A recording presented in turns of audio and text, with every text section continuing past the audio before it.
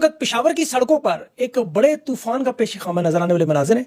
दफा 804 अवाम ने लगाई हुई है। तहरीक इंसाफ का ये पहला बड़ा एहतजाजी मामला है और ये सिर्फ एक रैली नहीं बल्कि एक आगाज है जो तख्त शायद हिला सकता है। पंजाब की तरफ मामला आएंगे नहीं। मियाँ बात फारूक ने बड़ी अहम प्लान की बात की, वो क्या है? रैली में आज अहमद न्याजी, तैमूर झगड़ा, जुनैद अकबर समेत लोग नजर आ रहे थे रहनुमा। अगले 24 घंटे बड़े अहम इस वजह से कि इमरान खान से खुफिया मुलाकात होगी, अडयाला जेल के दरवाजे खुलेंगे या नहीं, क्योंकि बजट का हुक्म खैबर पख्तूनख्वा की हुकूमत को खान का अली अमीन की वजारत और हुकूमत खतरे में क्यों है? इसके साथ ईरान ने जो इसराइल पर मुमकिन हमले की तस्दीक की है और दोस्त ममालिक की तरफ से खबर की, अरब अमारात में शहबाज शरीफ को क्यों बुलाया गया? और आज नवाज शरीफ ने मोदी का नाम भी लेके चुपका रोजा तोड़ा। इंतखाबी धांधली के इलेक्शन के रिजल्ट भी आना शुरू हो गए। आर्मी चीफ के अमेरिका के दौरे का एजेंडा भी सामने आ चुका है और इन तमाम खबरों की तफसील जो है मैं आपके सामने रखता हूँ। पिशावर में सबसे पहले 804 दफा अवाम ने लगाई हुई है। इस वक्त आपको पता है जो निज़ाम और चौधरी निज़ाम दोनों को खौफजदा करने वाले मनाजिर नजर आ रहे हैं। ट्रेलर है ये पूरे पिशावर की जो रैली, अहमद न्याजी इस रैली का आगाज किया, बाद में तैमूर झगड़ा, जुनैद अकबर, ये सारे लोग जुड़ गए। इस पर इस्तकबाल के लिए लोग भी निकले हुए। ये बड़ा वाज़ेह पैगाम है इस रैली से।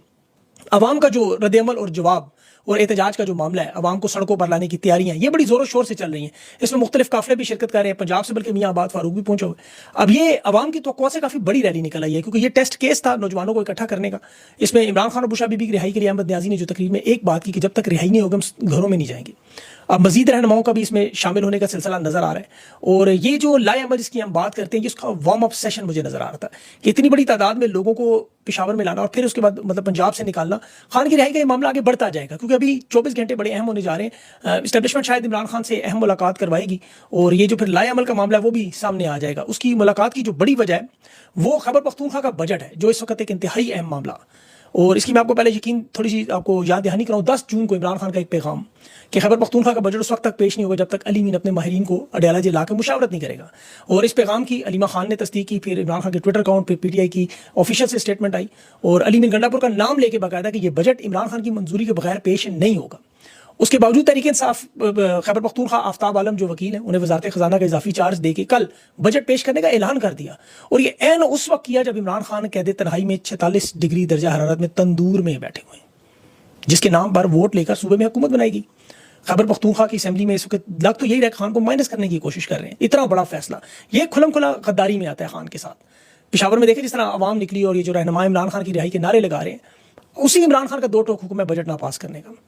अगर ये इन्होंने बजट पास किया तो मेरे ख्याल में जो वज़ीर आला अली अमीन साहब और तमाम सूबाई असेंबली, ये अवाम की नज़रों में बिल्कुल ख़त्म हो जाएंगे। और ये छोटा मामला नहीं है, ये इमरान खान के नज़रिए की खुलम खुला गद्दारी होगी, क्योंकि इस सूबे में इमरान खान की पार्टी की अपनी हुकूमत है और अगर उसकी हिदायत के बगैर ये एस्टेब्लिशमेंट की हिदायत पर बजट पास करे तो फिर तहरीक या खान के नजरिए का मामला फिर ये सब कुछ ढकोसला नजर आएगा। इनकी जो तकरीरें कल आपने अली अमीन गंडापुर साहब की सुनी ना कि बंदूकें लेकर आएंगे, सुरंगें खोदेंगे, खंदके निकालेंगे, गोलियां खाएंगे, खान के लिए जान दे देंगे, हमारा लीडर है, भाई है, वगैरह वगैरह, ये सब कुछ जो है फिर सियासी मुनाफकत नजर आएगी, क्योंकि बजट स्टैब्लिशमेंट के कहने पर चल रहा है। और स्टैब्लिशमेंट के लिए देखें कोई बड़ा मसला नहीं है कि वो अडयाला जेल के दरवाजा खोल के मुलाकात ना करवा सकें। वो दबाव बढ़ाकर ये मुलाकात नहीं करवाना चाह रहे। ये खैबर पख्तूनख्वा में बजट का जो ड्राफ्ट इन्होंने बनाया है, इस पे ज़ाहिर है एस्टेब्लिशमेंट की तरफ सख्त हुक्म है और ये IMF का मुतालबा है कि चारों सूबों के बजट मुकम्मल हो। ज़ाहिर है किस्त नहीं मिलेगी उसके बाद अगर ये मामला पूरा ना हो। और IMF इसी तरह आपको याद होगा ज़मान पार्क में इमरान खान के पास जाके इलेक्शन का मामला था जब, तो IMF से वादे पर दस्तखत इन्होंने इसी सूरत में करवाए थे कि हम इलेक्शन करवाएंगे। इमरान खान ने दस्तखत किए लेकिन इलेक्शन नहीं हुए। तो ये बजट इस वक्त एस्टेब्लिशमेंट के लिए इंतहाई अहम है, क्योंकि बजट में तनख्वाहें हैं, सारे खर्चे हैं। 20% तो दिफाई बजट है, 50% अभी इनके अफसरान की तनख्वाह में इजाफा हुआ, 20% सिपाहियों की तनख्वाह में इजाफा हुआ। तो ये खैर ये तो आपस में फर्क नहीं छोड़ते, लेकिन अली अमीन गंडापुर को इन्होंने साफ साफ कहा कि ये बजट अगर ना मंजूर हुआ तो फिर हुकूमत आपकी फारिग हो जाएगी, क्योंकि IMF के पैसे ना मिले तो जाहिर आगे काम चलना ही नहीं है। और ये बहुत बड़ा कार्ड है खान का। वज़ीर खजाना ने साफ साफ कहा कि ये बजट IMF ने मंजूर किया और यही बजट चलेगा।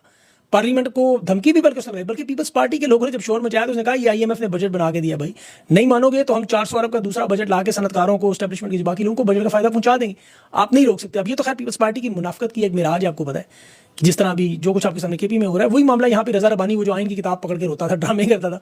अब बजट पास करवाने में पीपल्स पार्टी सबसे आगे थी वोट देने में, लेकिन बाद में आके तकरीरें और वो सारा, ये लोग हकीकत में बाजार हुस्न से भी बदतर लोग हैं। वहाँ कम से कम लोग मुनाफिक नहीं है, पीपल्स पार्टी के जो लोग कर रहे हैं इस वक्त। 12 KP की हुकूमत मेरे ख्याल में 24 घंटे इनके लिए बड़ा अहम होगा, क्योंकि पूरे पाकिस्तान से रद्द-ए-अमल शुरू हो जाएगा। अगर इन्होंने खान की मुशावरत के बगैर ये बजट पास कर दिया तो इनकी हुकूमत खान की नज़र में वैसी खत्म हो जाएगी। और मैं नहीं देख रहा अली अमीन गंडापुर साहब को वज़ीर आला ज़रदारी साहब। हकीकत में, क्योंकि एस्टेब्लिशमेंट ने हाँ जोर पे लगाए, जिस तरह ताकत में नून लीग की हुकूमत बनी हुई है वहाँ शहबाज शरीफ भी लगा, तो उस तरह लगे तो शायद डिफरेंट बात है, लेकिन नून लीग और पीपल्स पार्टी से भी निचले दर्जों में चले जाएंगे। ये जो उनके सूबाई मेंबरान है, वजीर है सूबाई, ये खान की हिदायत के बगैर बल्कि इस इजलास में बैठे भी तो तहरीक इंसाफ के लोगों ने इन्हें गद्दार करार दे देना है। कॉम्प्रोमाइज़ तो पहले ही कहते थे। अब टेक्निकली इस हिसाब से देखें, बजट का पाकिस्तान की आवाम को कोई फायदा नहीं है, मैं टेक्निकली बात कर रहा हूँ, और केपी की आवाम को तो वैसे ही इन्होंने, आपको पता है खैबर पख्तूनख्वा को तो सूबा ही नहीं मानते। ये बजट वफाकी हुकूमत और एस्टेब्लिशमेंट का बजट है। अभी खैबर पख्तूनख्वा को इसमें से कितना 55 करोड़ वफाक दे रहा है, और सिंध और पंजाब में देखे तरक्याती मनसूबों के नाम पे अरबों रुपए। फिर ये लोग कह रहे हैं जी कि आइन है, मुल्क का कानून है, हमें बड़ा मुश्किल है फॉलो करना है, वफाक को साथ लेके चलना है, सूबा अलग नहीं हो सकता वगैरह वगैरह। भाई आइन का तो कानून का तो पाकिस्तान में तस्वर ही नहीं। जिस दिन 90 दिन के इंतखाबात मनसूख हुए थे, आइन खत्म हो गया, सेनेट के इंतखाबात नहीं कराए, इनका मैंडेट छीना, वो सारे मामला आप जानते हैं। अभी भी देखें ट्रिब्यूनल लगा के इनकी नशिस्तें, फॉर्म 45 के तहत जीती हुई नशिस्तें, वो मैं आगे चल के आपको बताता हूँ वो किस तरह उनसे छीनी जा रही हैं, उनके बताए जा रहे हैं। तो बजट मंजूर करवाना लाजमी है। अब देखिए केपी को तो खैर एक मिनी बजट भी बाद में लाया जा सकता है अगर आवाम के साथ बहुत ज्यादा मतलब। आप केपी की आवाम से पूछे तो सही, आपको बजट में दिलचस्पी है, अपने मसाइल में दिलचस्पी। वहां लोग बरमला कहते हैं हमें सिर्फ खान की रिहाई चाहिए, हमने वोट ही खान की रिहाई पर इस मौजूदा क्यादत को दिया, बात ही खत्म होगी। जिनका बजट है अवाम का ही मसला ना सबसे बड़ा। अब ये खान का बहुत बड़ा काट था केपी का, इस तरह अगर इसे ज़ाया करना ये ना भूलने वाली बात होगी, नाइली होगी। और अब तो आपको पता है पाकिस्तानी सारे अपनी आंखों से देख रहे हैं। और अभी तो सुप्रीम कोर्ट बार एसोसिएशन वफाक के बजट को अवाम दुश्मन बजट कह रही है। उनका एलामिया पढ़े जरा कि ये फजूल अखराजात हैं जिसमें पाकिस्तानियों के लिए कुछ भी नहीं है। इलाज के नाम पर पाकिस्तानियों के लिए जिसमें सिर्फ 82 रुपये रखे गए हों, जिसमें पैनाडोल का एक पैकेट नहीं आता, और हुकूमत की अपनी मशहूरी के लिए 5 अरब पड़ाओ ये मीडिया के चैनल्स और सहाफ़ियों को नौकरियां प्लॉट ये बांटने के लिए, पाकिस्तानियों को इलाज तक ना मिले। जहां लोग आज पंजाब में झोलियां उठा उठा के मरीम नवाज को बदवाएं दे रही हैं कि इन्होंने हमारे इमरान खान का सेहत कार्ड बंद कर दिया, उस सेहत कार्ड में लोग अस्पतालों में मुफ्त इलाज करवा रहे थे। तो इस वक्त पाकिस्तान के लोग तो आपको पता है परेशानी में, तकलीफ में है। उनका सवाल बड़ा जायज़ है, वो जो पूछते हैं कि दिवालियापन होने के करीब मुल्क, ये शहबाज शरीफ का 13वां दौरा, वो सस्ता जेम्स बॉन्ड बन के अरब दुनिया में पहुंचना, अब वो जाता इस तरह से कर्जा देने जा रहे हैं, और वो भी आगे से अच्छा आजकल इस्तकबाल के लिए आ रहे हैं। मजे की बात, वहाँ मशीर आ जाते हैं, कभी वो सदर अरब अमारात, कभी सऊदी अरब का मोहम्मद बिन सलमान, गाड़ी चलाना, खाने खिलाना, वो आजकल हो रहा है। लोग परेशानी कैसे हुआ है, क्या ये शहबाज शरीफ की शख्सियत से मुतासिर हो गए या इनसे कोई कर्जा लेना है इन्होंने? एक तो जाहिर है वो आपको पता है रहीम यार खान तलोर में शहबाज शरीफ बड़ी खिदमत करते हैं, तलोर आपको पता है। दूसरा इसराइल को तस्लीम करवाने का मामला, लेकिन उससे भी जो बड़ा मामला ईरान की जंग इस खिते में। आज ईरान की तरफ से बाकायदा ये ऐलान है कि उन्हें उनके दोस्त मुल्क ने खबर पहुंचा दी कि इसराइल उन पर हमला करने जा रहे हैं। अब इस सूरत हाल में देखें ईरान ने जो अरब दुनिया की तैयारी, क्योंकि ईरान का ऐलान है कि जहां जहां पर हमला होगा, अमेरिका के जो अड्डे हैं पूरे अरब में, मिडल ईस्ट में, जैसे कतर में, सऊदी अरब में, कुवैत में, अरब अमारात में, बहरीन में, वहाँ मिलिट्री बेसिस हैं। ईरान की वो मिसाइल हमलों की रेंज में, उनकी बैटरियां वहाँ अरब अमारात के पुलों से नजर आती हैं। तो वो पाकिस्तान को साथ खड़ा करना चाहते हैं अरब अमारात वाले। और आपको याद होगा इमरान खान के दौर में ईरान का एक दौरा हुआ था बड़ा है, जिसके बाद ट्रांसफर की बात हुई थी, जिसमें बुशरा आपा मेरी खान से मुलाकात करवा दी, दरख्वास्त भी आई। तो ये वजह वही है कि अरब की आदत जो है वो ईरान के बारे में इनके ख्यालात जानती है। और शहबाज शरीफ वरना खुद कहते हैं मेरी शक्ल देख के कहते हैं मांगने, फिर आके तो मैं कहता हूँ मजबूरी है। तो अब वो इस शक्ल को तो नहीं वो गले लगाएंगे, पपियां जफियां करेंगे, ये तो कल की बात है। उनको असल में मामला कुछ और है, वो आपके सामने आ जाएगा। अभी आर्मी चीफ का जो दौरा है उसका भी एजेंडा सामने आया। एक तो ज़ाहिर वो दहशतगर्द ग्रुप हमेशा जनूबी एशिया, सेंट्रल एशिया के जो है उन नया ग्रुप है, उसके खिलाफ कार्रवाई। दूसरा हिंदुस्तान को कहना है किसी तरह अमन के टेबल पे लाने ही लाना है। सिंध ताश का मुआहदा बंद हुआ है, पानी किसी न किसी तरह अमेरिका में जो भी हो जाए लाए एक दफ़ा टेबल पे। तीसरा इन्होंने मुआहदा करना है मादनियात और ज़राअत के मुतालिक जो है SIFC के जरिए लाने की बात करते हैं कि उसके जरिए है। अभी DJSI 4 दिन का दौरा करके गए हैं, उसके बाद अब 3 दिन का जो दौरा तजारती सेक्रेटरी का है पाल जवाद, ये जवाद पाल जो भी नाम इनका, वो बहुत सी मुलाकातें कर गई हैं। फिर उसमें आपको पता है इनकी तस्वीरें अलग बनेगी डोनाल्ड ट्रंप से, बयानिया जो सबसे इंपॉर्टेंट चीज़ है पूरे 3 साल का। और ये अब हिंदुस्तान से मामलात को बेहतर करना चाहते हैं। मैं आपको तो ये चाहते हैं हिंदुस्तान से सुलह करें। ये शहबाज शरीफ नवाज शरीफ को बाकायदा हिदायत की कि ट्वीट करें नरेंद्र मोदी को, अपने दामाद, और माफ़ कीजिए दामाद कह रहा हूँ, ये अपने हम मनसब शहबाज शरीफ के जो वज़ीर आज़म हिंदुस्तान नरेंद्र मोदी हैं, उनका बाकायदा नाम लेकर अफसोस किया कि शहरी जहाँ बक हुए। अब नरेंद्र मोदी ने 51 पाकिस्तानी जब शहीद किए तो खानदान, शरीफ खानदान, नवाज शरीफ के मुँह से लफ्ज़ नहीं निकला जो बच्चे शहीद हो रहे थे। आपको पता है एक लफ्ज़ नहीं बोला ये शख्स, पूरा पाकिस्तान चीखता रहा। लेकिन आज हिंदुस्तान में जो बगैर किसी के फौरन ट्वीट। अब इंसानी हमदर्दी पे बहुत बड़ा वाक़या देखें, एयर इंडिया का जो बोइंग 787 बड़ा महफूज जहाज़ भी समझा जाता है, आबादी पे गिरा, उसमें 170 भारतीय हैं, जिसमें 53 बरतानवी हैं, 7 पुर्तगाली हैं और 1 कैनेडियन है। मेडिकल कॉलेज के ऊपर गिरा है। ये मजीद हलाकतों की भी बात। अब ये दुनिया में जहाँ भी बेगुनाह लोग किसी हादसे का शिकार हों तो ये इंसानियत है कि अफसोस किया जाता है। अच्छा, यहाँ पर 2 तबकात सामने, एक तो वो नून लीग के सहाफ़ी, वो एक बरतानिया में वो खातून है, गंदी गालियाँ देती हैं, बहुत ही गंदी गालियाँ, अल्लाह माफ़ करे, वो सुनी यासनी, वो कहती हैं कि पायलट नायल थे, अंदाजा करें, उसमें भी थोड़ी सियासत लगा रही है। और हालांकि अपने कायद नवाज शरीफ की मजम्मत नहीं देख रही। हिंदुस्तान पाकिस्तान का मामला इस तरह खत्म नहीं हुआ है। देखें इन्हें तो हर वक्त अब खतरा लगे, ये त्यारे के हादसे में भी कहीं इल्ज़ाम लगाना दें। और ये मैं इसको देख रहा हूँ कुदरत के मुकाफाती अमल। तहरीक इंसाफ डरती है तजाज से कि कोई 9 महीने हो जाए और ये हमारे ऊपर इल्ज़ाम न लगा दे। अब ये हिंदुस्तान से हर वक्त डरते रहेंगे, जहाँ कुछ मामला हुआ इधर इनको खौफ पड़े। आज 6 घंटे की एक मीटिंग थी, बड़ी खास मीटिंग, उसमें इन्होंने कहा जी इमरान खान का जिक्र ही नहीं आया, इंडिया इंडिया इंडिया होती रही। लेकिन बाद में उस साफ़ी ने निकलते साथ इमरान खान की ट्वीट कर दी। वो 6 घंटे इंडिया पे बात हुई तो पानी खुलवाने का क्या रास्ता निकला, इमरान खान का नाम फिर आते साथ क्यों लगा दिया। इस वक्त तो देखिए धांधली पे जो पंजाब के ट्रिब्यूनल बनाए गए उनके नताइज आना शुरू हुए। ये तरीके इंसाफ के बहुत से लोग जिन्हें पाकिस्तान की फिक्र है वो भी सुन ले गौर से कि आपके जो छीना हुआ इलेक्शन है उसका पहला नतीजा पंजाब की धांधली का पटिशन। ये यासिर गिलानी साहब जो तरीके इंसाफ के रहनुमा है और वो नून लीग उसमें बुखारी के खामंद है, समीउल्लाह साहब, उनसे मुकाबला पीपी 145 का।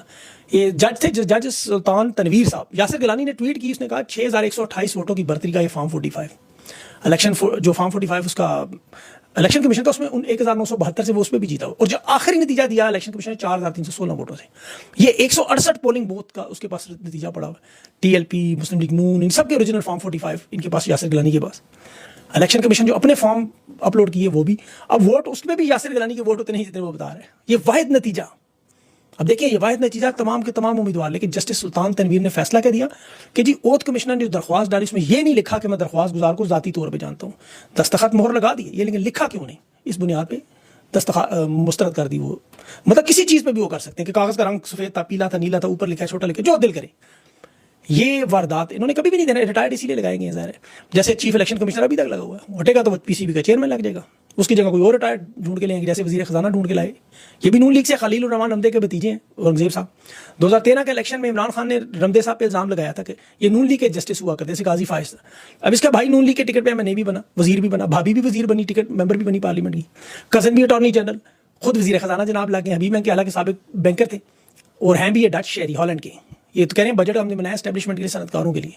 नहीं मानेंगे तो 400 अरब का एक और बजट ले आएंगे। वो कल आपने देखा होगा सारन की जो तकरार हो रही थी उससे, जो तारड़ का बेटा, नहीं सॉरी तारड़ से जो रफीक तारड़ का पोता। तो इन लोगों का देखें मामला ये, अब एक तरफ तहरीक इंसाफ के पास देखें वक्त जो है वो तहरीक के लिए बड़ा इंपॉर्टेंट है, उन्हें लाजमी है, सारे लवाजमात पर पाकिस्तानी बजट से बड़े तंग है। दूसरी तरफ आपको पता है दो है, वहाँ भी एहतजाज हो, तो ये सारी चीज़ें जब इकट्ठी होंगी तो इनके लिए आखिर कुछ माहौल तो बनेगा और इन्हें यही माहौल बनाना है इस वक्त अपने लिए पुरअमन अंदाज में, अपने हक के लिए। वरना ये जैसा नतीजा इंतखाबी आया इसी तरह हुकूमत चलाने की कोशिश करते रहेंगे और इमरान खान की रिहाई हो जाए तो फिर इसके बाद ये लगड़ा लुला निज़ाम अगर चलता भी रहे तो खान उसको खुद ही टैकल करे, खान जाने और ये जाने। तरीके इंसाफ के लोगों के लिए सबसे बड़ा चैलेंज ये है खान की रिहाई, उस पर इनके पास सबसे बड़ा टूल है बजट। इसलिए पाकिस्तान की कौम की नज़र इन पे होनी चाहिए। अपना ख्याल रखें, मुझे इजाज़त दें, अल्लाह हाफ़िज़।